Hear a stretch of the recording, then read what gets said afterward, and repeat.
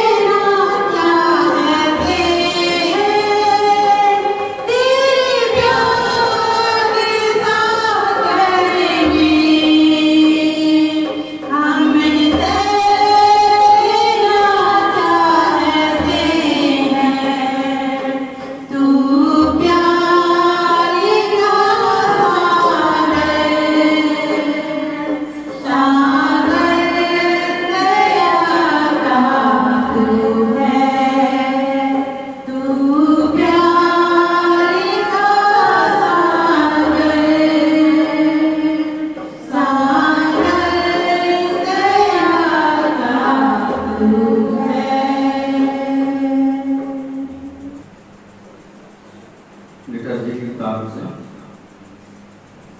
चौथी आराधना विधि।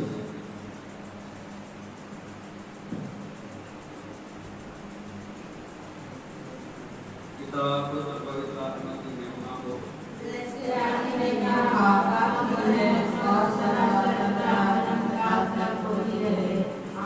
पिता परमेश्वर का प्रेम, हमारे प्रभु यीशु मसीह का अनुग्रह और पवित्र आत्मा की सहभागिता और उपस्थिति आप सबके साथ आपसे लेकर सदा सर्वदा होती रहे और आपके आत्मा के साथ भी। अब इस समय हम सब अपने मनों को दीन करते हुए परमेश्वर के सम्मुख शांत हो जाएं। आइए हम भजनकार के साथ अपने मनों को तैयार करें और कहें, हे ईश्वर, मुझे जांच कर जान दे और देख कि मुझ में कोई बुरी चाल है कि नहीं, और अनंत के मार्ग में मेरी अगुवाई कीजिए। हम सब शांत होकर अपने आप को जांचें और परमेश्वर के सम्मुख अपने अपने पापों को अंगीकार करें। ये समय है हम सब शांत हो जाएं। यदि हमसे जाने अनजाने में पाप या अपराध हुआ है तो ये समय है पवित्र परमेश्वर की आराधना करने से पहले हम अपने पापों को अंगीकार करें और परमेश्वर से क्षमा प्राप्त करें। आइए हम नम्र होकर अपने पापों को सर्वशक्तिमान परमेश्वर के सम्मुख अंगीकार करें। अनुग्रहकारी परमेश्वर, हमारे प्रभु यीशु मसीह के पिता, जो वास्तव में पश्चाताप करने वाले एवं आपकी ओर मन फिराने वाले को क्षमा करते हैं, हम दीनतापूर्वक अपने पापों का अंगीकार करते हुए आपकी दया की याचना करते हैं। हे पिता, हमने शुद्ध मन से आपसे प्रेम नहीं किया है और ना ही अपने पड़ोसी से अपने समान प्रेम किया है। हमने उचित व्यवहार नहीं किया, हमने दया नहीं दिखाई और आपके साथ सच्चे मन से नहीं चले। हे प्रभु, हम पर दया करें, अपनी करुणा के अनुसार अनुग्रह करें, अपनी बड़ी दया के अनुसार हमारे अपराधों को मिटा दें। हे परमेश्वर, हमारे अंदर शुद्ध मन उत्पन्न कर, हमारे भीतर स्थिर आत्मा में ऐसे शुद्ध मन कर, हमें अपने सामने से निकाल न दे और अपने पवित्र आत्मा को हमसे अलग न कर अपने किए हुए उद्धार का हर समय फिर से और भली आत्मा देकर हमें संभाल। इस प्रार्थना को हमारे प्रभु यीशु के नाम में मांगते हैं, आमीन। हमारे स्वर्गीय पिता की प्रतिज्ञा पर ध्यान दें। मेरे पुत्र और मेरी पुत्रियों, मेरे अपार प्रेम के कारण आप नाश नहीं हुए। आपके लिए मेरी दया का अंत कभी नहीं होगा। प्रति भोर वह नई होती रहती है। मेरी सच्चाई आपके लिए अति महान है। हम सब विश्वास करें कि सर्वशक्तिमान परमेश्वर ने हमारे सभी पापों को क्षमा कर दिया है, हमें पवित्र आत्मा की सहभागिता का वरदान दिया है। हे परमेश्वर, आप पवित्र हैं। हे सर्वशक्तिमान, आप पवित्र हैं। हे अविनाशी परमेश्वर, आप पवित्र हैं। हमारे लिए क्रूस पर बलिदान हुए मसीह प्रभु, हम पर दया कीजिए। हे परमेश्वर, आप पवित्र हैं। हे सर्वशक्तिमान, आप पवित्र हैं। हे अविनाशी परमेश्वर, आप पवित्र हैं। हमारे लिए क्रूस पर बलिदान हुए मसीह प्रभु, हम पर दया कीजिए। हे परमेश्वर, आप पवित्र हैं। हे सर्वशक्तिमान, आप पवित्र हैं। हे अविनाशी परमेश्वर, आप पवित्र हैं। हमारे लिए क्रूस पर बलिदान हुए प्रभु हम पर दया कीजिए। हे प्रभु हम पर दया कीजिए। हे प्रभु हम पर दया कीजिए। मसीह यीशु हम पर दया कीजिए। मसीह यीशु हम पर दया कीजिए। हे प्रभु हम पर दया कीजिए। हे प्रभु हम पर दया कीजिए। आप सबके साथ शांति बनी रहे। और आपके आत्मा के साथ भी। आइए हम सब अपने स्वरों को झुकाएं, आंखों को बंद करें और प्रभु से प्रार्थना करें। हे प्रभु, आपकी प्रतिज्ञा के अनुसार यदि हम संपूर्ण मन से आपको ढूंढेंगे तो निश्चय ही आपको पाएंगे। हम सब स्वीकार करते हैं कि हमने संपूर्ण हृदय से आपकी खोज नहीं की। हमारी सहायता करें कि जैसे हमारे निकट लोगों की उपस्थिति का एहसास हमें होता है, वैसे ही आपकी उपस्थिति का बोध हमें हो। हमारी स्तुति गान, प्रार्थना एवं पवित्र वचन के द्वारा आपकी पवित्र वाणी को सुनने में हमारी सहायता कीजिए। आराधना के दौरान हम अपने हृदय की गहराई से आपकी उपस्थिति को अनुभव करना चाहते हैं। हम सब धन्यवाद देते हैं कि आपने हमारे मनों को जांचने का यह सौभाग्य हमें दिया है। इस प्रार्थना को हमारे उद्धारकर्ता प्रभु यीशु मसीह के नाम से मांगते हैं, आमीन। मंडली बैठ।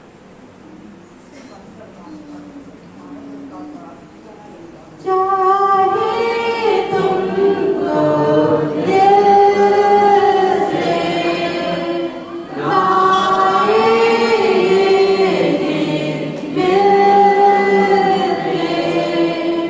चाहे तुमको दिल से लाए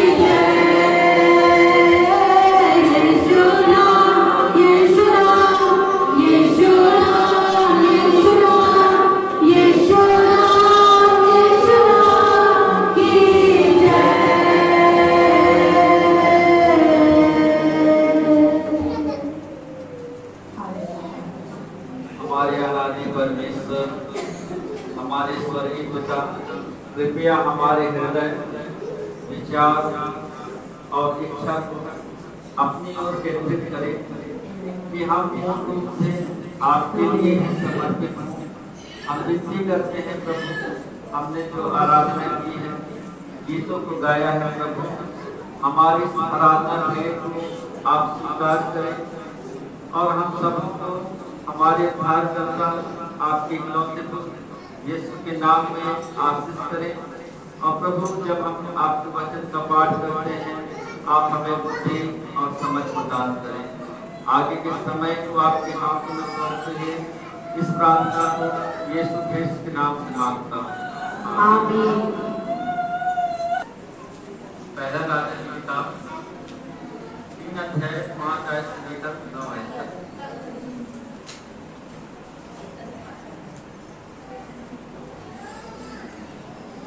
गिबोन में यहोवा ने रात को स्वप्न के द्वारा सुलेमान को दर्शन देकर कहा, जो कुछ तू चाहे कि मैं तुझे दूं वह मांग। सुलेमान ने कहा, तू अपने दास मेरे पिता दाऊद पर बड़ी करुणा करता रहा, क्योंकि वह अपने को तेरे सम्मुख जानकर तेरे साथ सच्चाई और धर्म और मन की सिधाई से चलता रहा। और तूने यहाँ तक उस पर करुणा की थी कि उसे उसकी गद्दी पर विराजने वाला एक पुत्र दिया है, जैसा कि आज वर्तमान है। और अब हे मेरे परमेश्वर यहोवा, तूने अपने दास को मेरे पिता दाऊद के स्थान पर राजा किया है, परंतु मैं छोटा लड़का सा हूँ, जो भीतर बाहर आना जाना नहीं जानता। फिर तेरा दास तेरी चुनी हुई प्रजा के बहुत से लोगों के मध्य में है, जिनकी गिनती बहुतायत के मारे नहीं हो सकती। तू अपने दास को अपनी प्रजा का न्याय करने के लिए समझने की ऐसी शक्ति दे कि मैं भले बुरे को परख सकूं, क्योंकि कौन ऐसा है कि तेरी इतनी बड़ी प्रजा का न्याय कर सकेगा। परमेश्वर का धन्यवाद। दूसरा पाठ भजन संहिता 19:7-14 यहोवा की व्यवस्था खरी है, वो प्राणों को बहाल कर देती है। यहोवा के नियम विश्वास योग्य है, साधारण लोगों को बुद्धिमान बना देते हैं। यहोवा के उद्देश्य है हृदय को आनंदित कर देते हैं। यहोवा की आज्ञा निर्मल है, वह आंखों में ज्योति ले आती है। यहोवा का भय पवित्र है, वो अनंत काल तक स्थिर रहता है। यहोवा के नियम सत्य और पूरी रीति से धर्ममय है। सोने से और बहुत सुंदर से मनोहर है, वे मधु से और टपकने वाले शक्ति से भी बढ़कर मधुर है। और उन्हीं से तेरा दास जिताया जाता है, उनके पालन करने से बड़ा ही प्रतिफल मिलता है। अपने भूल को कौन समझ सकता है? मेरे गुप्त पापों से मुझे पवित्र कर।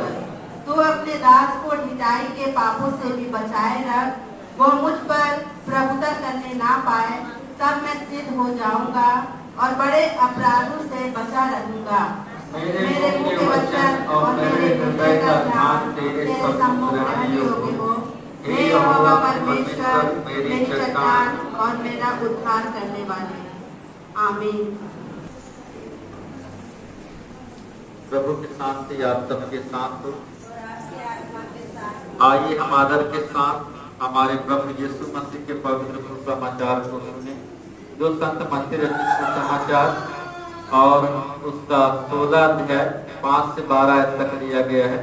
संत मत्ती रचित सुसमाचार 16 अध्याय 5 से 12 तक लिया गया है।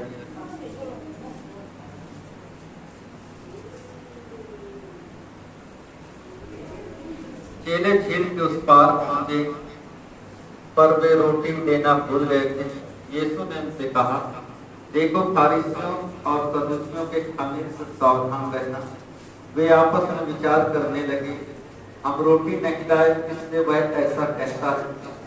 यह जानकर यीशु ने उनसे कहा, हे अविश्वासियों, तुम आपस में क्यों विचार करते हो कि हमारे पास रोटी नहीं? क्या जब तुम अब तक नहीं समझे? क्या तुम्हें उन 5000 की 5 रोटियां स्मरण नहीं और न यह कि तुमने कितनी टोकरियां उठाई थी, और न 4000 की 7 रोटियां, और न यह कि तुमने कितने टोकरे उठाए थे। तुम क्यों नहीं समझते कि मैंने तुमसे रोटियों के विषय में नहीं कहा, परंतु यह कि तुम फरीसियों और सदूकियों के खमीर से सावधान रहना। तब उनकी समझ में आया कि उसने रोटी के खमीर से नहीं, पर फरीसियों सदूकियों की शिक्षा से सावधान रहने को कहा था। ये हमारे प्रभु यीशु का पवित्र वचन है। इसके पढ़े और सुने जाने पर हम सबको आशीष मिले। प्रभु की शांति आप सबके साथ हो। आइए हम श्रद्धा और आत्मविश्वास के साथ कलीसिया के विश्वास का अंगीकार करें। मैं एक सर्वशक्तिमान पिता परमेश्वर पर विश्वास करता हूँ। वह स्वर्ग और पृथ्वी का और दृश्य एवं अदृश्य वस्तुओं का करता है, और एक प्रभु यीशु मसीह पर विश्वास करता हूँ, परमेश्वर का इकलौता पुत्र, सर्वयुगों से पहले पिता से उत्पन्न, परमेश्वर से परमेश्वर, ज्योति से ज्योति, सत्य परमेश्वर से सत्य परमेश्वर, त्रित्व नहीं वरन उत्पन्न है। उसका और पिता का तत्व एक है। उसी के द्वारा सब वस्तुएं बनी। हम मनुष्यों के लिए और हमारे उद्धार के लिए वह स्वर्ग से उतर आया। पवित्र आत्मा के सामर्थ्य से वह कुंवारी मरियम से जन्मा और मनुष्य बना। पिलातुस के शासन में वह हमारे लिए क्रूस पर चढ़ाया गया। उसने दुख भोगा, वह मरा और गाड़ा गया। पवित्र शास्त्र के कथन के अनुसार वह तीसरे दिन जी उठा। वह स्वर्ग पर चढ़ गया और पिता की दाहिनी ओर विराजमान है। वह जीवितों या मृतकों का न्याय करने के लिए महिमा के साथ फिर आएगा, और उसके राज्य का कभी अंत न होगा। और मैं पवित्र आत्मा पर विश्वास करता हूँ, जो प्रभु और जीवन दाता है। वह पिता से निकलता है। पिता एवं पुत्र के साथ उसकी आराधना और स्तुति की जाती है। वह नबियों के द्वारा बोला। और मैं एक पवित्र सर्वलौकिक और प्रेरित कलीसिया पर विश्वास करता हूँ। मैं पापों की क्षमा के लिए एक बपतिस्मा को मानता हूँ, और मैं मृतकों के पुनरुत्थान और आने वाले युग के जीवन की प्रतीक्षा करता हूँ। आमीन। प्रेमी और दयालु परमेश्वर सच्चे प्रेम और शांति के साथ एक दूसरे का अभिवादन करने में हमारी सहायता कीजिए। प्रभु के प्रेम में आइए हम सब एक दूसरे का अभिवादन करें।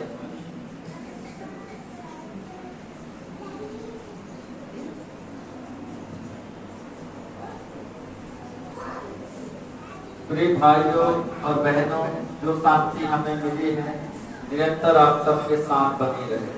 आमीन। घंटी कृपया अपने स्थान में बैठ जाए। और मैं परमेश्वर का धन्यवाद देता हूँ आज के सुंदर समय के लिए। और जो आज हम सीखने वाले हैं परमेश्वर के वचन से, कि परमेश्वर के मार्गों को समझें। अभी हम कुछ सप्ताह से परमेश्वर के विषय में सीखते आ रहे हैं, और अभी आज जो हम सीखने जा रहे हैं आज की सुबह में, वो है परमेश्वर के मार्गों को समझें। हम परमेश्वर के मार्ग में चलने के लिए अपने जीवन को समर्पित किए हैं। तो हम जिस मार्ग में चलने के लिए अपने आप को समर्पित किए हैं, हमें पहले समझना होगा कि वो परमेश्वर का मार्ग है क्या। पुराना नियम का पहला राजा का किताब में जब हम पढ़ रहे थे 3 अध्याय 5 से 9 आयत तक, पहला राजा का किताब 3 अध्याय 5 से 9 तक जो हम पढ़े थे, वहां पर सुलेमान का कहानी है ना। और हम सब जानते हैं कि परमेश्वर का चुना हुआ व्यक्ति दाऊद का जो संतान था, उसके और भी बेटे थे।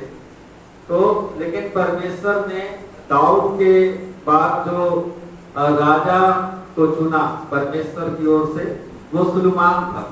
और जब सुलेमान राजा बना तो परमेश्वर से प्रार्थना करने के लिए गया, और वो धन्यवाद दिया कि परमेश्वर आपने अपने दास मेरे पिता दाऊद के राज्य को और उसके सिंहासन को स्थिर किया था, और आज ये दिन है कि आप अपने सेवक के पुत्र मुझको भी उसी सिंहासन पर विराजमान किया है। और वो परमेश्वर ने कहा कि मांग मुझसे क्या मांगता।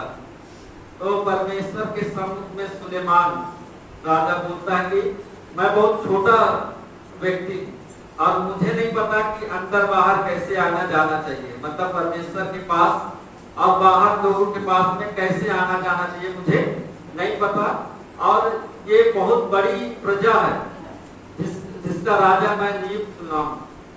परमेश्वर आप केवल एक काम करें कि मुझे बुद्धि दे दें कि मैं आपकी प्रजा का ठीक ठीक न्याय कर सकूं। सुलेमान चाहता तो बहुत कुछ मांग सकता था, धन दौलत सब कुछ मांग सकता था। परमेश्वर ने कहा था मांग, और परमेश्वर कोई व्यक्ति नहीं है कि उसके पास सीमा है।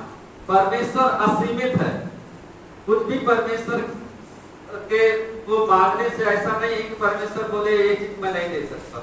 परमेश्वर के पास सब कुछ परिपूर्णता से है, और सुलेमान कुछ भी मांग सकता था, चाहे तो पूरी दुनिया मांग सकता था, लेकिन वो बोला कि आपने जो लोग मेरे को दिए जिनका मैं राजा हूं, मुझे उनका ठीक ठीक न्याय करने के लिए बुद्धि दे। और हम देखते हैं कि सुलेमान इतना बुद्धि से परिपूर्ण हो गया। परमेश्वर ने कहा जब उसको ये आशीर्वाद दिया कि तेरे समान ना तो कोई पहले बुद्धिमान था और ना तेरे समान कभी कोई बुद्धिमान संसार में होगा, वो केवल वन पीस है, उसके जैसा बुद्धिमान ना उससे पहले कभी हुआ और ना संसार जब समाप्त होगा उसके जैसा बुद्धिमान कोई भी नहीं होगा। हम उसका कई घटनाओं को देखते हैं। एक बार ऐसा हुआ, दो औरतें आ गई, सुलेमान अपने सिंहासन में था, राज दरबार में था, दो औरतें आ गई, और ऐसा हुआ था उसका पीछे का कहानी, दो औरतों को एक ही समय में बच्चा हुआ था, ठीक है, एक ही समय में बच्चा हुआ था। तो एक औरत का जो बच्चा था वो मरा हुआ पैदा हुआ था, और दूसरी वाली औरत का स्वस्थ पैदा हुआ था। तो जिसका मरा हुआ बच्चा पैदा हुआ था वो स्वस्थ वाले बच्चे से बदल दी, अपना मरा हुआ बच्चा उसके पास रखती और उसका वाला बच्चा अपने पास ले जाए। तो दोनों में विवाद हो गया, दोनों लोग बोलने लगे कि नहीं जीवित बच्चा मेरा था, जीवित बच्चा मेरा था। तो ये जो बात था ये राजा सुलेमान के तक पहुंचा। सुलेमान दोनों को बात सुना, और दोनों को बात सुनने के बाद बोला एक बच्चा तो मरा ही है और पता नहीं किसका है। दोनों लोग बोल रहे हैं कि मरा वाला बच्चा मेरा नहीं, ठीक है, जीवित बच्चे के लिए दोनों लोग बोल रहे हैं कि मेरा है मेरा है। तो राजा सुलेमान बोला कि एक तलवार लेके आओ, एक तलवार लेके आओ और बच्चे को बीच में रखो, मैं काट दे रहा हूं और इसको आधा आधा दोनों लोग ले लेना। तो जब ये प्रजा सुनी होगी ये बात, तो प्रजा तो बहुत दुख व्यक्त की होगी। राजा के सामने तो कुछ बोल नहीं सकते हैं, लेकिन बोले होंगे कि ये कैसा राजा है, कैसा जालिम राजा है, या कैसा खराब राजा है ना, निर्दयी राजा है जो बच्चे को काट के आधा आधा देना चाहता है। और वो तलवार वगैरह सब राजा है ना, तो एक बार बोलने से तुरंत उसका आज्ञा पालन होता है। वो तलवार लेके आया गया और बच्चे को लिटा दिया गया जहां पर रख के उसको काटना था। तो इतने में जो जिसका बच्चा ऑलरेडी मरा हुआ पैदा हुआ था वो बोले ठीक है काट दीजिए, काट दीजिए, बोले काट दीजिए, आधा आधा बांट दीजिए। जिसका बच्चा मरा पैदा हुआ था और जिसका बच्चा जीवित था उसको पता था, वो बहुत ही निराश मन से बोले कि ये बच्चा मेरा नहीं है, आप इसको मत काटिए, ये उसी को दे दीजिए। उसको ये लगा कि अब मेरा बच्चा मरने वाला, इससे अच्छा मेरा ना रहे सही है, लेकिन ये जिंदा रहे भले दूसरे के पास रहे। तो राजा ये बात सुन करके वो जान गया कि ये बच्चा इसी का, वो बच्चा उसी को दे दिया। तो यहाँ हम देखते हैं कि राजा किस प्रकार से अपने बुद्धि का इस्तेमाल किया। और हम संसार में हमें भी बुद्धिमान होना चाहिए। हमें यदि परमेश्वर के मार्गों को समझना है तो हमें बुद्धिमान बनने की जरूरत है। आज क्या हम परमेश्वर के वचन के अनुरूप, परमेश्वर के अनुसार जब हम परमेश्वर के पास में जाते हैं हम क्या मांगते हैं? राजा सुलेमान को परमेश्वर खुद बोला था मांग क्या मांगता है, लेकिन उसने कुछ नहीं मांगा। वो बोला मेरे को जिस प्रकार से इस सिंहासन में आपने बैठाया, मैं बहुत छोटा लड़का हूँ, मुझे पता नहीं है कि अंदर बाहर कैसे आऊं, मैं आपके पास कैसे आऊं, मैं प्रजा के पास कैसे जाऊं। आप मुझे ठीक ठीक न्याय करने के लिए आप बुद्धि दे दीजिए। हम परमेश्वर के पास जाते हैं तो हम मांगते क्या? पैसा होता तो एक दिन समाप्त हो जाता, लेकिन बुद्धि को किस प्रकार सुलेमान राजा इस्तेमाल किया, और हम सब जानते हैं कि दूर दूर से उसकी बुद्धि की बातें तो सुनने के लिए लोग आते थे। एक रानी भी आई, एक रानी आई थी, वो बहुत धन दौलत थी, और जब वो कई दिनों तक सुलेमान के बुद्धि का वचन सुनी तो वो बोली कि मैं जो सुनी थी वो कम सुनी थी, और बहुत सारा सोना चांदी महंगे चीजों को लेकर के राजा सुलेमान को भेंट अर्पण की थी।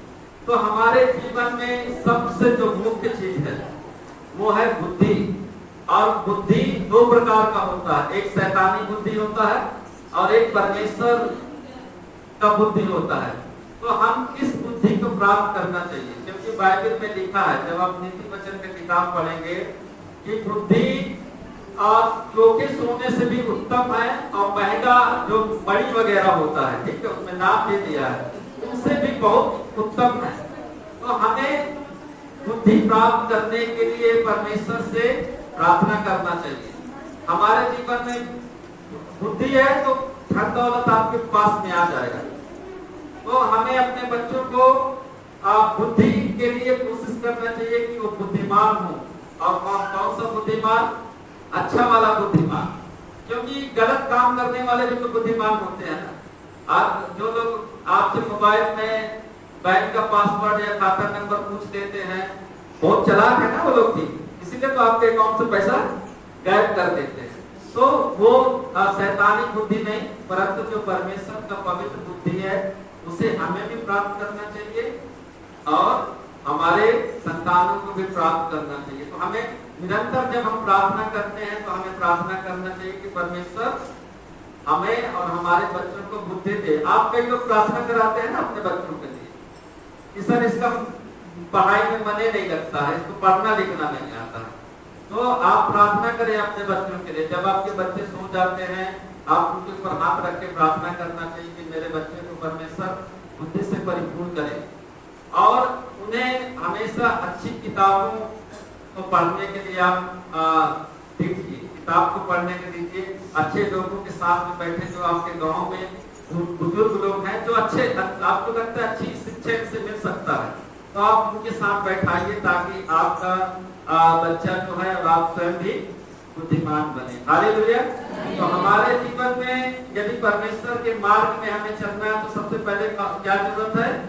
परमेश्वर की पवित्र बुद्धि की हमें जरूरत है। दूसरी बात, केवल परमेश्वर का वचन ही हमें बदल सकता है। हम सबका जीवन पाप में व्यतीत होता है, हम सब अपने जीवन में जाने अनजाने में पाप करते हैं, और कई बार जो मनोचिकित्सक होते हैं, जो मन को पढ़ने वाले डॉक्टर होते हैं, कई बार उनके पास ले जाया जाता है कि लोग अपना नशा पत्ती या गलत आदतों को छोड़े, लेकिन कई बार वो हो नहीं पाता। हमारे जीवन से हमारी गलत आदतें, बुरी आदतें जा नहीं पाती हैं, और परमेश्वर का जो जन था, परमेश्वर का भक्त था, दाऊद इस प्रकार से कहता है कि परमेश्वर का वचन जो है मेरे लिए मार्ग का उजियाला है, मेरे लिए दीपक है। यदि हम भजन संहिता 19 का 13 पढ़िए, 19 का 13।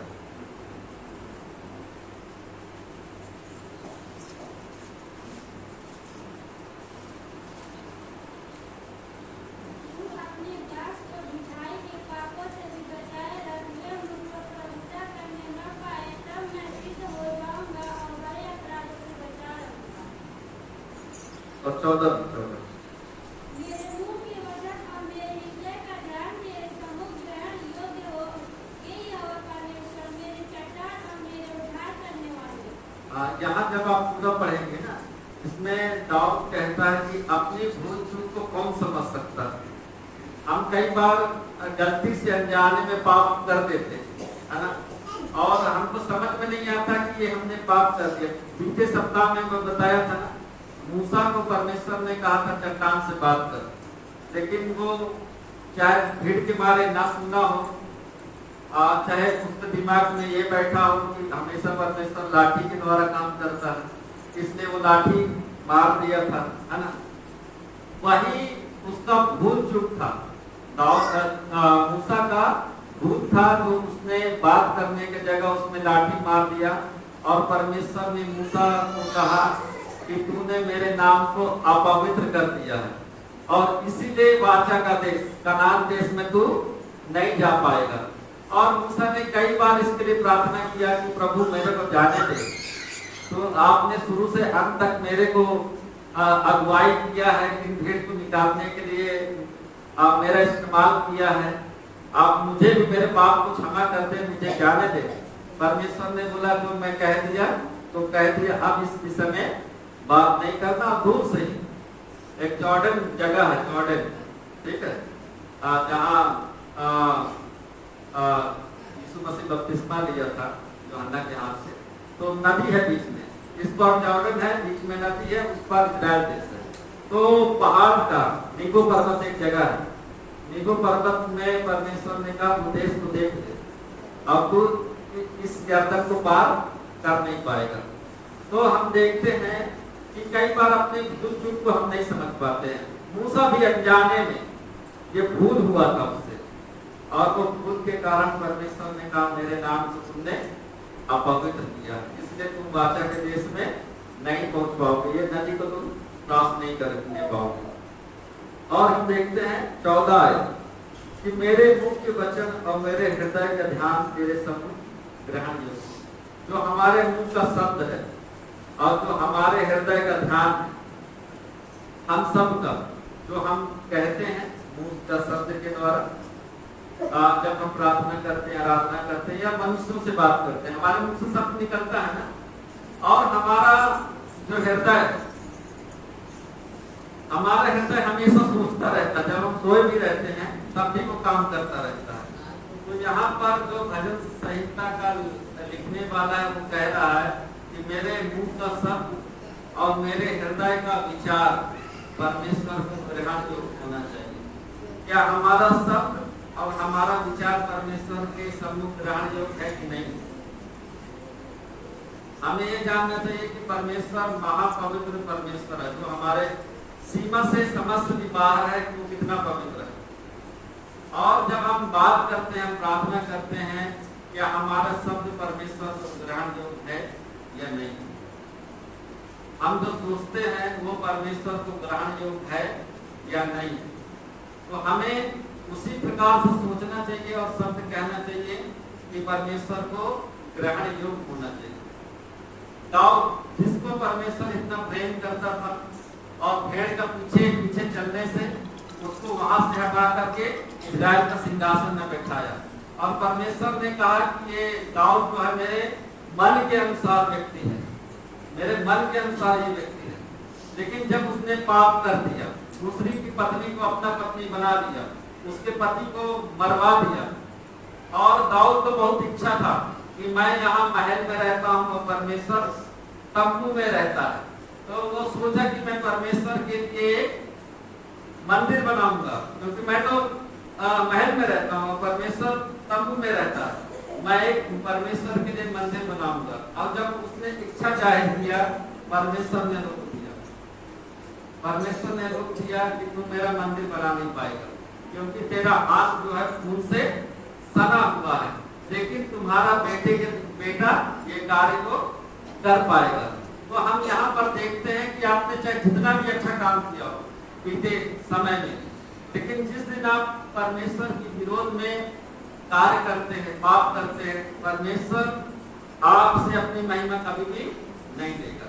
आप पीछे जितना भी कुछ अच्छा किए, मूसा से एक ही गलती हुआ था ना, और उससे कुछ नुकसान नहीं हुआ था किसी का, वो किसी को मार और नहीं डाला था, खाली इतना था कि पत्थर से बात करना था, वो लाठी मार दिया। हो सकता है जाने में हुआ होगा, जानबूझ के नहीं हुआ होगा। लाखों लोग चिल्ला रहे हैं उसके पास आकर के कि तुमने मुझे हमें भूखा और प्यासा मारने के लिए दिया है, हमारे जानवर के लिए पानी नहीं है, हमारे बच्चों के लिए पानी नहीं है, हम मिस्र में ही ठीक थे। तो जब बात करने गया परमेश्वर से, तो परमेश्वर का होगा कि चट्टान से बात करना और पानी दे देगा। लेकिन हो सकता वो दिमाग जब परमेश्वर बोला होगा तो दिमाग में तो गुस्सा लोगों का चल रहा है, तो सुनाई नहीं दिया होगा। और ये हमेशा लाठी के द्वारा काम होता था। लाठी के द्वारा मिस्र में 10 विपत्ति दिया गया, लाठी के द्वारा लाल सागर बढ़ गया, लाठी के द्वारा बहुत चमत्कार हुए। इसके दिमाग में था कि लाठी के द्वारा ही सब होगा। और वही जो अनजाने में गलती और लाठी से मार दिया। परमेश्वर ने कहा कि तुमने ये नहीं बोला कि तुमने जो गलत काम किया, परमेश्वर ने कहा कि तुमने मेरे नाम को अपवित्र किया, मेरे नाम को अपवित्र किया, इसलिए तुम वाचा के देश में नहीं पहुंच पाओगे। तो हमें ध्यान देना चाहिए। ये मूसा, ये दाऊद, ये बहुत बड़े लोगों का नाम है, ये कोई आम लोग नहीं थे। परमेश्वर इनके जीवन से अपनी महिमा को प्रकट किया। तो हम कई बार हम भूल जाते हैं कि परमेश्वर केवल दयालु परमेश्वर हमें प्रेम करता है, हमें क्षमा कर देगा। ये आपका और मेरा भूल है। मूसा जाने में गलती किया था, लेकिन परमेश्वर ने उसकी गलती को माफ नहीं किया, उसको वाचा के देश में पहुंचने ही नहीं दिया। समझ लीजिए ऐसा है कोई दौड़ में भाग लिया, बस दौड़ ही रहा है, जैसे वो गीत वाला लाइन को क्रॉस करना, वहीं पर से उसको हटा दिया गया, डिस्क्वालीफाई कर दिया गया कि नहीं अब तुम नहीं करोगे।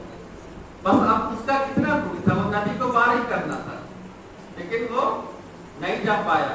तो हमें ध्यान देना चाहिए कि परमेश्वर महापवित्र परमेश्वर है, हमें भी पवित्रता का जीवन जीना चाहिए। हम जानबूझ के तो गलती करते ही हैं, और हमें कोशिश करना चाहिए कि हम जानबूझ करके कोई गलती ना करें। अनजाने में जो गलती होता है उसको भी हम अंगीकार करें।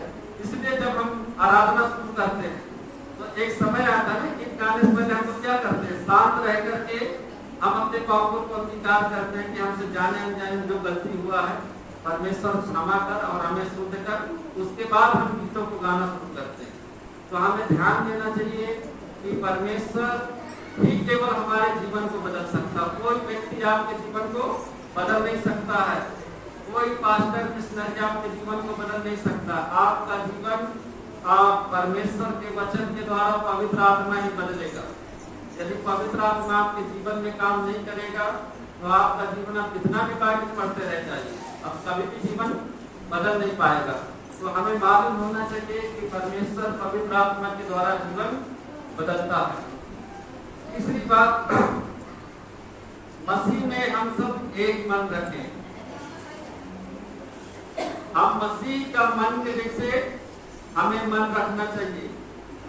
जब हम बाइबल पढ़ रहे थे उसमें पौलुस कहा कि आप में बहुत झगड़ा और झूठ होता है। कोई कहता है पौलुस को हूँ, कोई कहता है पौलुस को हूँ, और उसने बताया कि पौलुस भी कुछ नहीं है और पौलुस भी कुछ नहीं है, परमेश्वर ही है जो सब कुछ है। और उसमें एक उदाहरण दिया है कि कोई पेड़ को लगाता है, कोई सींचता है, लेकिन बढ़ाता परमेश्वर ही है। आज कलीसिया कितने भागों में बटी है? 45,000 से भी ज्यादा संस्थाएं रजिस्टर्ड है, और जो अनरजिस्टर्ड है उसका बात ही छोड़ो, वो भी 45,000 से ज्यादा होगा।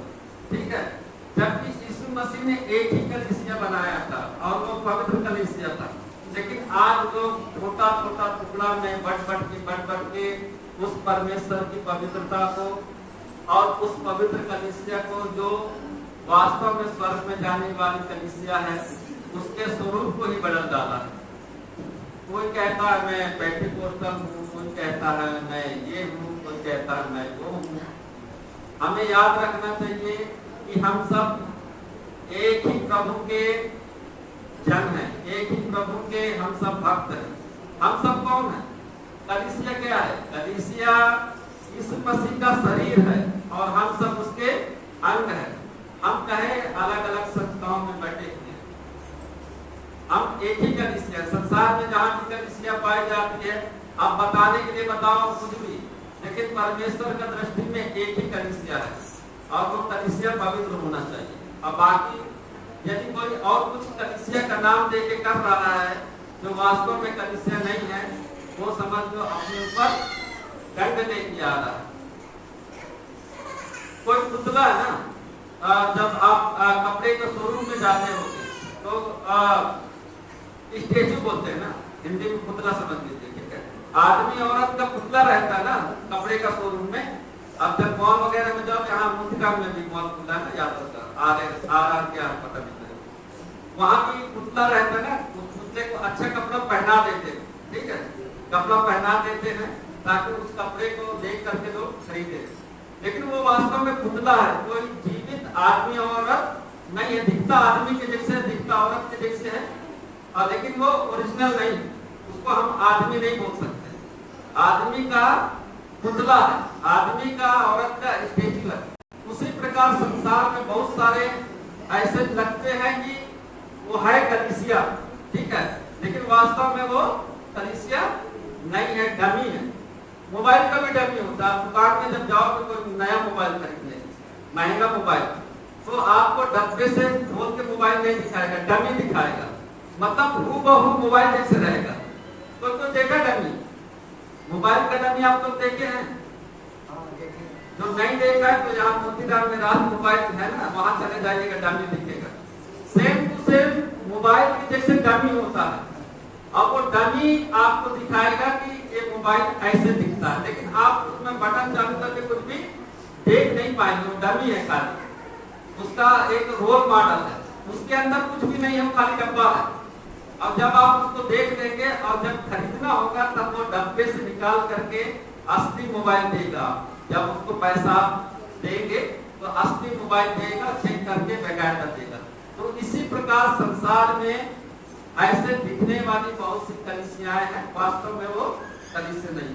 और कलीसिया के लिए हम गलत शब्द इसलिए इस्तेमाल नहीं करते हैं क्योंकि वो परमेश्वर का, यीशु मसीह का दुल्हन है और यीशु मसीह का शरीर है, वो पवित्र है। इसलिए हम वो नहीं बोल सकते कि वो कलीसिया खराब है, वो कलीसिया दुष्ट है ना।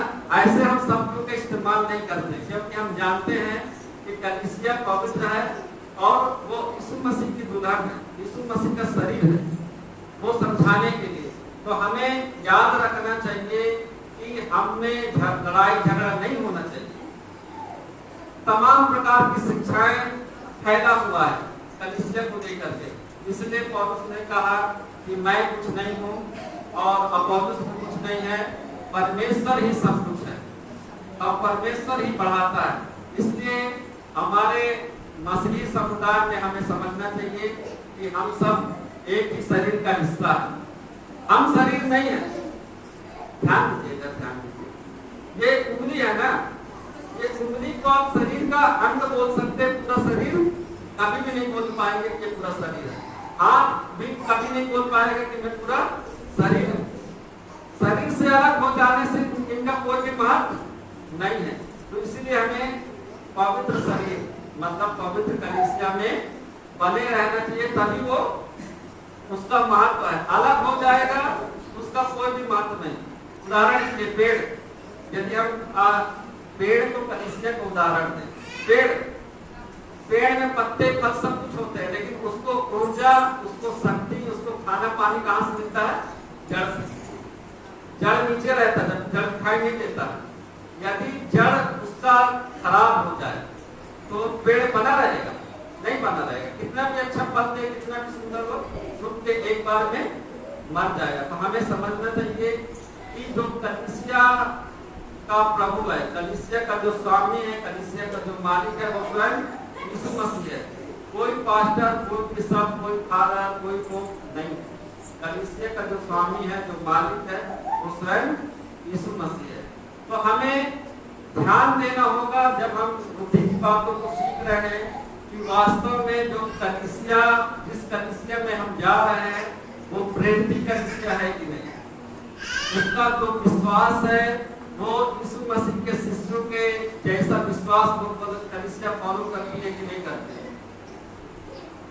तो हमें उस सच्ची कलीसिया का भाग होना चाहिए। हम अपने मन से नहीं, बहुत सारे लोग मालूम क्या करते हैं, रात में सोया और सवेरे उठ के लोगों को बताना शुरू करता है कि परमेश्वर ने मुझे दर्शन दिया। सबसे झूठ बात बोल रहा, सबसे नंबर 1 पे झूठ बोल रहा। समझिए, मैं कई बार मोबाइल पे देखता हूँ, कई लोग लोगों के लिए प्रार्थना करेंगे और बोलेंगे पवित्र आत्मा मुझे ये बता रहा। सबसे नंबर 1 पे झूठ व्यक्ति है। समझ लीजिए, पवित्र आत्मा का नाम लेकर के, परमेश्वर का नाम लेकर के अपनी बातों को बता रहा, अपनी बातों को बता रहा है। ऐसे लोगों से आप सावधान रहिए, उनको कोई दर्शन वर्शन नहीं मिलता। जो कुछ देना था परमेश्वर ने ऑलरेडी दे दिया अपने लोगों को, ठीक है। जो भी ऐसा कर रहा समझिए नंबर 1 का बकवास कर रहा है। उन लोगों से आप सावधान रहिए, तो आपका जीवन बर्बाद हो जाएगा। जो बोल रहा है कि परमेश्वर मुझे बता रहा है, पवित्र आत्मा मुझे बात कर रहा है, वो समझ तो एक नंबर का डोंगी व्यक्ति है। आप ऐसे लोगों से बच के रहिए। परमेश्वर से बुद्धि मांगिए, परमेश्वर से बुद्धि मांगिए कि वो आपको परख की आत्मा दे। आप जान सको कि सही क्या है, गलत क्या है। नाटक कर रहा है कोई बच्चे लोग है ना, छोटे बच्चे लोग नाटक करते हैं ना। जो व्यक्ति सोया है उसको जगा लोगे आप, ठीक है। जो नींद में है उसको जगा लोगे। जो सोने का एक्टिंग कर रहा है उसको जगा पाओगे? वो तो जान ही रहा है कि मैं जागा हूँ, वो तो एक्टिंग कर रहा है ना। आप कितना भी पानी डाल दो, उठा के बैठा दो, जहां से वहां कर दो, वो नहीं जागेगा। क्यों? क्योंकि वो एक्टिंग कर रहा है। तो हमें भी ध्यान देना चाहिए कि जो पवित्र कलीसिया है वो वास्तव में बहुत पवित्र है। जिस प्रकार परमेश्वर पवित्र है, यीशु मसीह पवित्र है, पवित्र आत्मा पवित्र है, और उसी प्रकार से कलीसिया भी बहुत पवित्र है। कलीसिया कोई हमारे घर का या पपौती नहीं है, जैसे किराना दुकान खोल देते हैं वैसे खोल के बैठ जाएगा अपने घर में। कलीसिया का निर्माण करने वाला, कलीसिया का चलाने वाला स्वयं परमेश्वर है, हम कोई मनुष्य नहीं है। तो हमें ध्यान देना चाहिए कि हम उस पवित्रता को अपवित्रता में न बदल डालें। हम कलीसिया में हैं, कलीसिया हम में नहीं है। तो हमें ध्यान देना चाहिए, प्रार्थना करना चाहिए। और संसार में शैतान बहुत सारे ऐसे लोगों को निकाल चुका है और ऐसे लोग लोगों को भरमा रहे हैं। तो आप ऐसे लोगों को सावधान रहिए, ठीक है। ऐसे लोगों को सावधान रहिए, प्रार्थना करके कि परमेश्वर आपको सही बुद्धि और समझ दे, आप सही परख करके। हालेलुया। अंतिम बात बता के समाप्त करूंगा। झूठे शिक्षकों के प्रभाव से सावधान रहे। यीशु मसीह ने अपने शिष्यों को बोला, और शिष्य लोग कहीं जा रहे थे यीशु मसीह के साथ, तो वो रोटी खरीदना भूल गए थे, ठीक है। रोटी खरीदना भूल गए थे और कहीं आउट साइड में जा रहे थे। तो यीशु मसीह ने कहा कि सदूकी और फरीसी के खाने से सावधान रहना। चेहरे लोग नहीं समझ पाए। चेहरे लोग ने सोचा कि रोटी नहीं ली है, हम लोग रोटी नहीं खरीदे हैं। खमीर आप लोग को पता है, खमीर जो ब्रेड मिलता है ना बाजार में, उसमें खमीर डाल देते, किसी के फूल जाता है। बाजार में खमीर मिलता है, ठीक है। और उसको मिला दोगे, जो रोटियां बनाते हो ना आटा में, उसको मिला करके गूंथोगे, वो फूलेगा, ठीक है। तो उन दिनों में जाएगी तो खमीर मिला करके रोटी बनाते थे, मोटा मोटा, ठीक है। खमीर मिला, जो शादियों में आप खाते हो ना मोटा मोटा रोटी, उसमें खमीर डाला जाता है, इसलिए वो फूलता है। तो उन दिनों में खमीर आम चीज था उनके लिए। तो यीशु मसीह ने कहा सदूकी और फरीसी के खमीर से सावधान रहना। चेहरे लोग समझे कि रोटी नहीं खरीदे इसलिए ऐसे बोल रहा है, इन लोग को समझ में नहीं आया। तो यीशु मसीह बोला, तुम क्या भूल गए क्या कि जो 5000 लोगों को खिलाया गया था, 4000 लोगों को खिलाया गया था, कितना रोटी बचा हुआ था, कितना टोकरी बचा हुआ था, तुम अब तक नहीं समझते क्या खमीर के विषय में। तो यीशु मसीह ने बताया कि सदूकी और फरीसी का जो शिक्षा है, ठीक है, उससे सावधान रहना। और सदूकी फरीसी कौन थे पता है? जो सदूकी लोग थे ये याजक लोग वर्ग थे, जो पुराना नियम और खासकर जो मूसा का 5 किताब है शुरुआत का, उत्पत्ति, निर्गमन, न्याय व्यवस्था, गिनती व्यवस्था, जो उसके टीचर थे। ये याजक लोग थे जो बलिदानों को चढ़ाते थे, उनको बोला जाता था सदूकी। और फरीसी कौन लोग थे? फरीसी ये लोग थे जब इजराइल में यूनानी और रोमी शासन आया और जब ये लोग बंधुआई से वापस आए थे, तो ये लोग ऐसा तैयार हुए, अपने धर्मशास्त्र को पढ़ना शुरुआत किए और लोगों को सिखाते थे और बहुत ही कठिनाई से उनको पालन भी करवाते थे, ताकि कोई भी रोमी या यूनानी उनको बदल ना सके, उनका सभ्यता न खत्म हो जाए, इसलिए कट्टरता से पालन करवाते थे। तो ये सदूकी और फरीसी, इनको लगता था हम सही कर रहे हैं, ठीक है, इनको लगता था हम सही कर रहे हैं।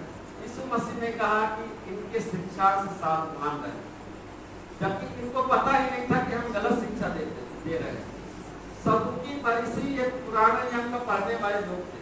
सदूकी लोग कम से कम 5 किताब को मानते थे, बाकी किताब को उतना महत्व नहीं देते थे, पढ़ते थे लेकिन उतना महत्व नहीं देते। मूसा का 5 किताब बस मानते थे, लेकिन जो फरीसी थे उनको मानते थे, सबको मानते थे, नबी के किताब भी मानते थे। और ये लोग हमेशा पढ़ते थे, इसमें यीशु मसीह की भविष्यवाणियां थी यीशु मसीह की विषय में, लेकिन वो जब यीशु मसीह इस संसार में आके वो पहचान नहीं पाई, यीशु मसीह पहचान नहीं पाई, इसलिए बताया कि उनके पढ़ने से या उनके शिक्षा से सावधान रहे। यीशु मसीह आज में हमें भी बोला, हम हर एक को ऐसे समझ लेते हैं कि ये परमेश्वर को वचन बाइबल रखा है, मतलब परमेश्वर का दास और दासी है। वो लोग भी रखे थे, फरीसी और सदूकी, वो लोग तो उसका मास्टर ही थे, ठीक है, वो लोग भी रखे थे, उन लोग का काम ही था वो चीज सिखाना। और आज हम देखते हैं कि कोई बाइबल लेकर के आ गया, हम उसको परमेश्वर का दास समझते हैं। शैतान यीशु मसीह के पास कौन सा वचन लेकर के आया?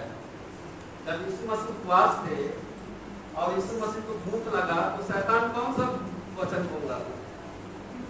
ये बाइबल के ही बात को बोल रहा था कि प्रभु आप लिखा है आपके विषय में, आप पत्थर को बोल दीजिए रोटी बन जाए और खा लीजिए, आप भूख से मरिए मत। यीशु मसीह बोला कि लिखा है कि मनुष्य केवल रोटी से नहीं परंतु परमेश्वर के वचन से जीवित रहेगा, जो उसके मुंह से निकलता है। फिर शैतान दूसरी बार आया कि प्रभु आपके विषय में लिखा है, आप अपने आप को ऊपर से नीचे गिरा दीजिए। लिखा है आपके विषय में, भजन संहिता का बात बोल रहा था, ठीक है, कि आपके विषय में लिखा है कि स्वर्गदूत आपको हाथों हाथ उठा लेंगे, ऐसा न हो कि पत्थर से ठेस लगे। यीशु मसीह ने क्या कहा कि लिखा है कि तू अपने प्रभु परमेश्वर का परीक्षा ना करना। तो शैतान भी ये परमेश्वर के वचन को लेकर के आता है, लेकिन गलत तरीके उन शब्दों को पलट देता है। हव्वा माता जी के पास भी शैतान आ गया था और क्या बोला था?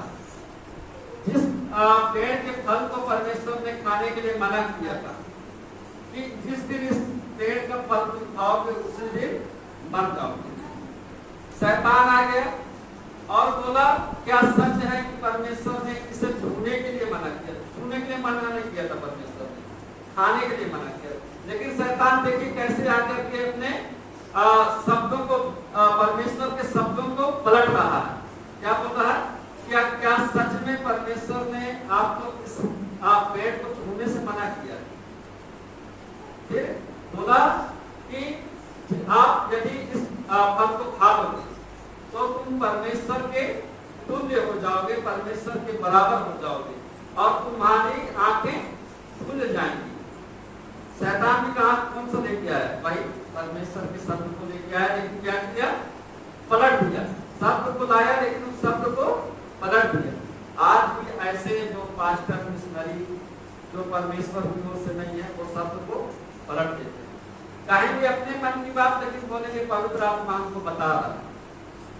चेले लोगों को समझे में नहीं आ रहा था, साक्षात परमेश्वर बोल रहा था उनको, ठीक है, उनको तो समझे में नहीं आ रहा था।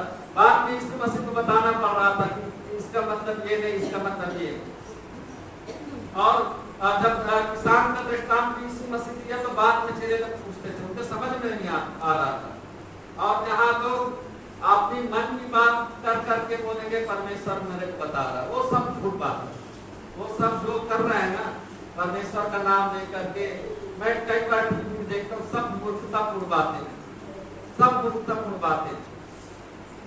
किसी का शकल देख के उसका उम्र बता देना, वो तो हम ऐसे डायरेक्ट नहीं बता देंगे बिना परमेश्वर का नाम लिए वो परमेश्वर इतना बुद्धि दिया कि आदमी का शकल देख उम्र बता देंगे ये इसका उम्र ये है।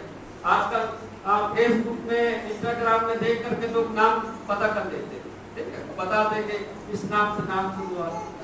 तो हिंदू बाबा लोग कर रहे हैं क्या कर रहे हैं, वही क्रिश्चियन लोग वो क्रिश्चियन बाबा बन के कर रहे हैं।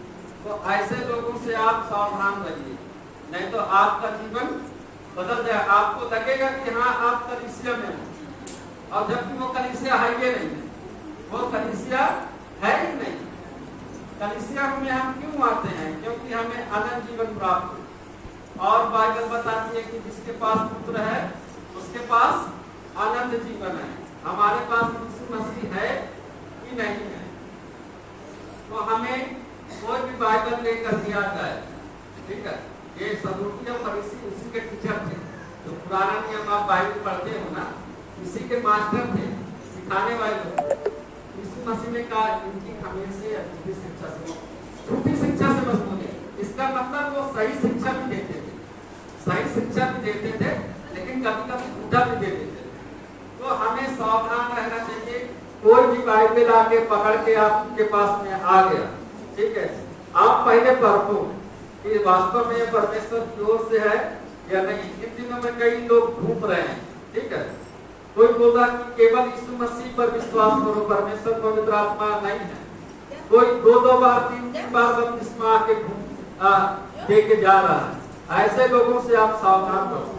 हमारे यहाँ दो लोग आते हैं, हम क्यों नहीं शुरुआत में ही बपतिस्मा दे देते हैं? कम से कम 6 महीने इसलिए बताते हैं कि बाइबल का बेसिक शिक्षा जान गए।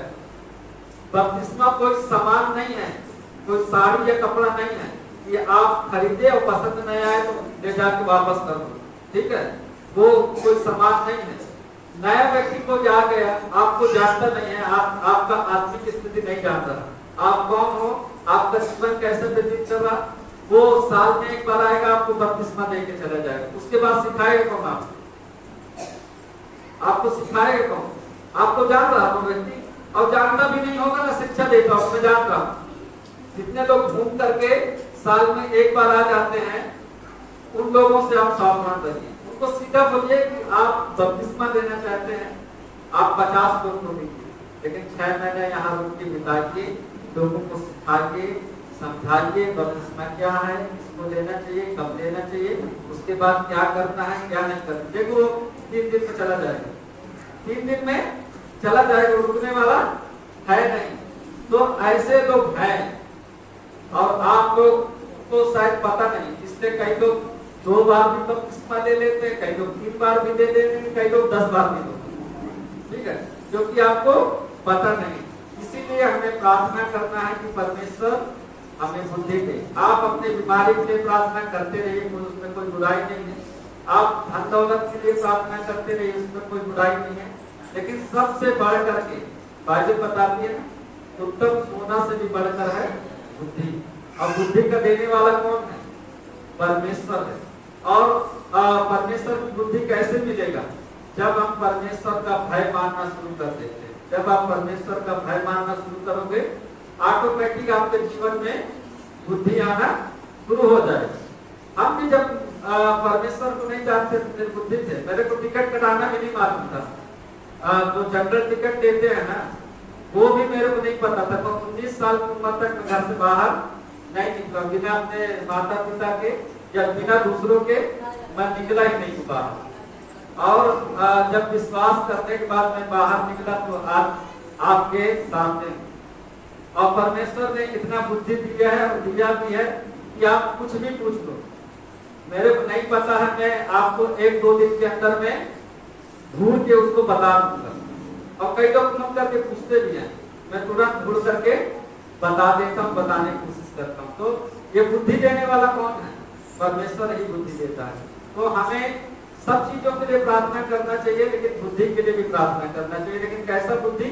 चालाकी वाला बुद्धि नहीं, परमेश्वर वाला बुद्धि तो सुलेमान को दिया था, ताकि वो लोगों पर न्याय कर पाया। और हमें भी बुद्धि दी ताकि हम परमेश्वर के अनुरूप भक्ति कर सके। चालाकी और ठगी वाला बुद्धि आप मत लीजिए, वो वाला भी बुद्धि है। जो लोग लूट मार कर रहे हैं ना ऑनलाइन, लोगों का पैसा प्रॉपर्टी सब उड़ा ले रहे हैं, पता चले जमीन बेचने गया वो कम पैसा में लिख दिया, ये भी चालाक वाला बुद्धि है। तो ऐसा बुद्धि से आप बचे। आज हम लोग सीखे हैं आप परमेश्वर के मार्ग को समझे, तो हमें परमेश्वर के मार्ग में चलना है, तो उससे पहले हमें उसको समझना जरूरी है। 4 बातों को सीखे हैं। सबसे पहले हमें परख चाहिए, सही और गलत में परख चाहिए। जिस प्रकार राजा सुलेमान ने परख किया कि जिसका बच्चा था उसी को बच्चा मिल सका, तो ऐसा परख हमें भी चाहिए, परख की बुद्धि चाहिए। दूसरी बात है कि हमें केवल और केवल परमेश्वर का वचन, पवित्र आत्मा बदल सकता है। हमें कोई व्यक्ति नहीं बदल सकता। कोई पति है तो अपने पत्नी को नहीं बदल सकता, पत्नी है तो पति को नहीं बदल सकता, माँ बाप है तो बच्चे को नहीं बदल सकता। केवल और पवित्र आत्मा और परमेश्वर का वचन ही लोगों के जीवन को बदल सकता है। न पादरी बदल सकता है, न बिशप बदल सकता है, न फादर बदल सकता है, न पोप बदल सकता, कोई भी बदल नहीं पाएगा। केवल परमेश्वर का वचन और पवित्र आत्मा ही बदल सकता है। तीसरी बात कि हम सब एक मन रहे। कलीसिया एक शरीर है, यीशु मसीह का शरीर है, हम सब अंग है, तो हमें एक जैसा मन रखना चाहिए। ये नहीं बोलना चाहिए कि हम वो कलीसिया के, हम वो कलीसिया के, हम वो कलीसिया के।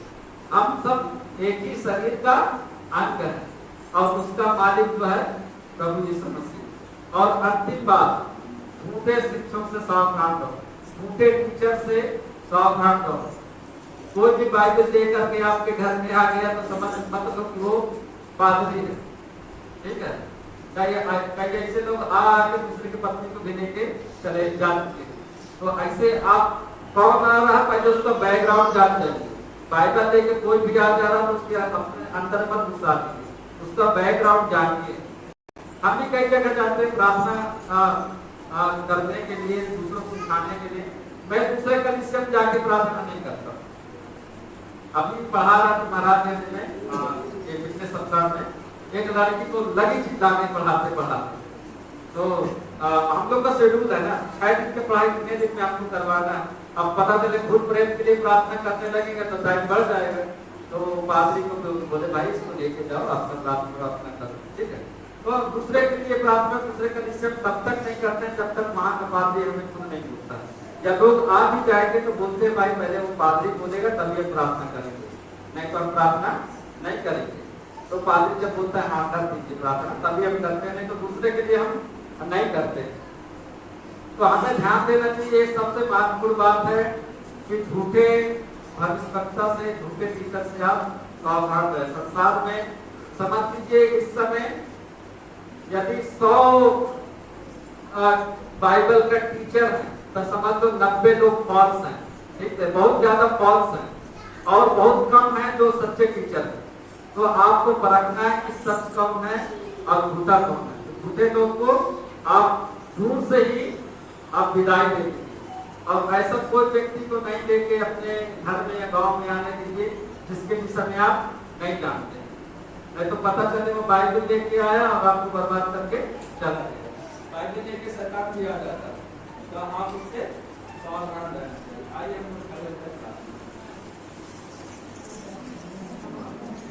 आइए हम सब अपने आंखों को बंद करें। प्रिय प्रभु, हम सब आपको धन्यवाद देते हैं, आपने अपने पवित्र वचन के द्वारा शिक्षा दी।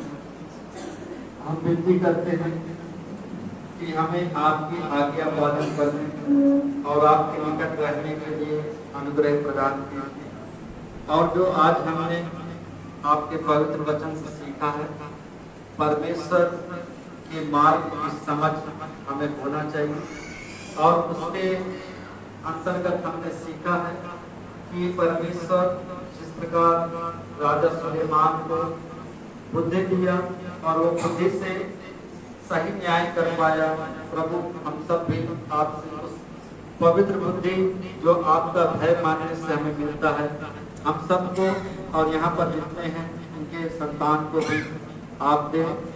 और प्रभु हमारे जीवन को पवित्र आत्मा बदलने पाए, हमें जो बुरी बातें हैं और जो परमेश्वर के विरोध में हैं उन बातों से हमें छुटकारा दीजिए।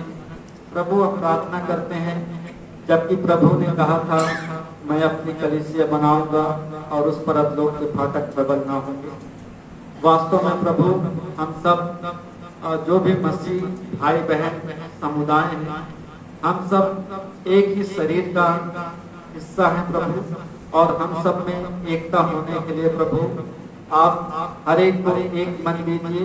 साथ ही जबकि इस संसार में बहुत सारे झूठे शिक्षक हैं और वो पवित्र शास्त्र पकड़ करके शैतान का कार्य ही कर रहे हैं परमेश्वर, उन सबों से परमेश्वर आपके विश्वासियों को आप बचाएं और ऐसे लोगों से वो दूर रहें प्रभु परमेश्वर। हम यहाँ पर उपस्थित एक एक जन के जीवन के लिए हम धन्यवाद देते हैं। आप एक एक को आशीष करें। सारा आदर महिमा आपको देने के लिए प्रार्थना यीशु मसीह के नाम से मांगता हूं, आमीन। परमेश्वर की शांति जो समझ से बिल्कुल परे है, आपके हृदय और आपके विचारों को मसीह यीशु में सुरक्षित रखे, आपके समस्त मार्गों में आपकी सदा अगुवाई करे, आमीन।